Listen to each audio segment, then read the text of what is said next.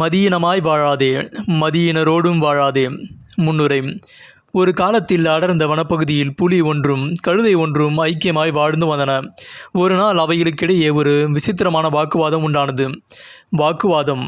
புல்வெளியில் மேய்ந்து கொண்டிருந்த கழுதை புலியிடம், நண்பனே, இந்த புற்கள் எவ்வளவு அழகான நீல நிறத்தில் இருக்கின்றன பார் என்றது.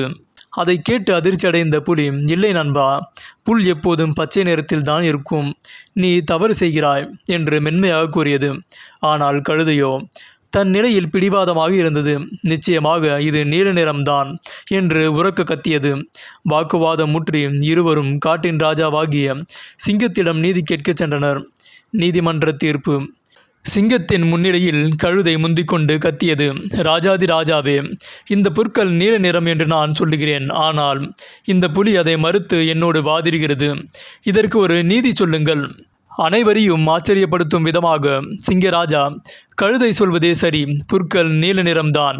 புலி வீணாக வாதிட்டதற்காக அதற்கு ஓராண்டு காலம் மௌன தண்டனை விதிக்கிறேன் என்று தீர்ப்பளித்தது. கழுதை மட்டற்ற மகிழ்ச்சியுடன் அங்கிருந்து குதித்து ஓடியது. புலியின் கேள்வி.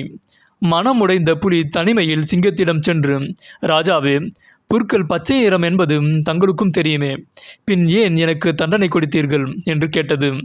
அதற்கு சிங்கம் கம்பீரமாக பதிலளித்தது, புற்கள் என்ன நிறம் என்பதற்கும் உன் தண்டனைக்கும் சம்மதமில்லை. அறிவுள்ள நீ ஒரு அறிவில்லாதவரோடு வீணாக பொழுதை கழித்து வாதிட்டாயே, அதுதான் நீ செய்த தவறு. உண்மையை உணரும் தன்மை இல்லாதவனிடம் வாதிடுவது காலவரையம் மட்டுமல்ல, அது உன் உயர்விற்கும் அழகல்ல. வேதவசனம். மூடனுக்கு அவன் மதியினத்தின்படி மறு உத்தரவு கொடாதே, கொடுத்தால் நீயும் அவனை போலாவாய். நீதிமொழிகள் 26ஆம் அதிகாரம் 4ஆம் வசனம். துன்மார்க்கருடைய ஆலோசனையில் நடவாமலும் பாவிகளுடைய வழியில் நில்லாமலும் பரியாசக்காரர் உட்காரும் இடத்தில் உட்காராமலும் இருக்கிற மனுஷன் பாக்கியவான். சங்கீதம் 1ஆம் அதிகாரம் 1ஆம் வசனம். நீதி. சத்தியத்தை ஏற்றுக்கொள்ளும் மனப்பக்குவம் இல்லாத மதியினர்களிடம் விவாதம் செய்வது மதியினம்.